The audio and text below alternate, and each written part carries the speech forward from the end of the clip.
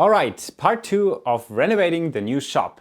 Last time I showed you around the place a bit and everything that it offers, and we started constructing the office by removing some tiles off the floor so we could the wall onto concrete. And that's the next job, constructing this wall with an angled corner, door and window cutout. We ordered material for all walls we are going to build at once and got a big delivery right to the front door. Unfortunately, the rolling gate was still under construction at that time and we had to bring in every piece one by one. 350 meters of 60 by 80 millimeter construction lumber, 100 sheets of 18 millimeter OSB, and about 100 square meters of insulation. That was a workout. I made a drawing with all necessary dimensions, and we could begin positioning the crosshair laser to mark all locations on the floor, wall and ceiling. And if you wonder what's going on in the background, that's just Stefan drilling into the lock, because we didn't got any keys to change that. And here's the cross section of the wall. Construction lumber, OSB and drywall to end up flush on the outside. Now let's cut some lumber.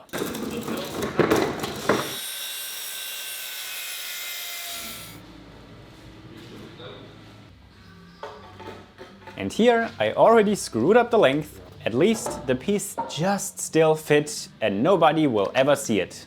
But please don't tell anybody.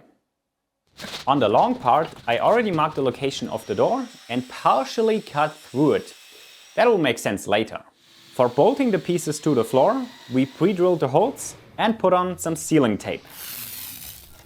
But then bolting to the floor turned out to be a nightmare. The plan was to just drill a hole and then use these special bolts that need no anchor directly in concrete. But they just didn't grip, or we didn't have enough torque, and then with enough torque they eventually broke. No idea what we did wrong, because these bolts were sold for concrete with the matching drill bit. It was really strange. We then switched to these bolts with anchors and they worked great. Just drilling the hole, hammering it through the wood into the concrete and tightening it with some of the anchor remaining in the wood. That was super easy. But just getting these first pieces into the floor took 4 hours, with all the bolt struggle, buying new ones and other hiccups. At least during that time we could drill a hole into the basement to bring power and networking cables into the wall. But also that didn't went quite smoothly. We hit steel that kept a bit stuck for a while. But we got it back.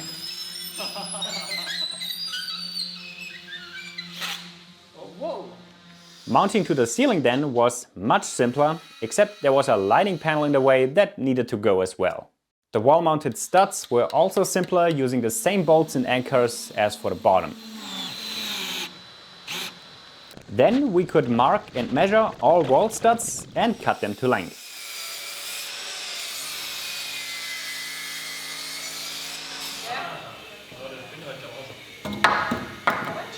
Quick cake break and then mounting them one by one. Pretty simple actually, with 2 angled screws on top and bottom.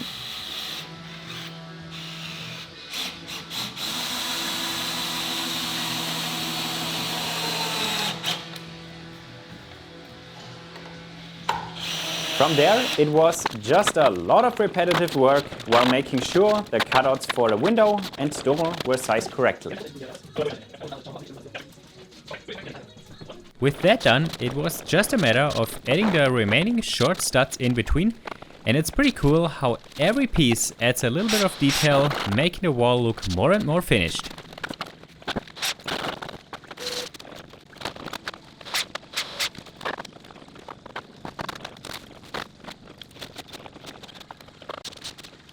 The last step is to remove the part on the bottom for the door.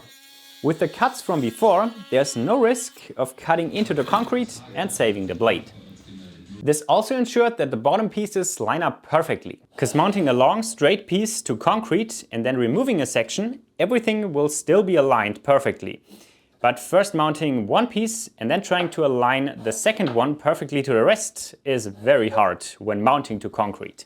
And that's the framing work done. The whole wall is far from finished and you can already see the beginning of the OSB, but that and more is the topic of the next video.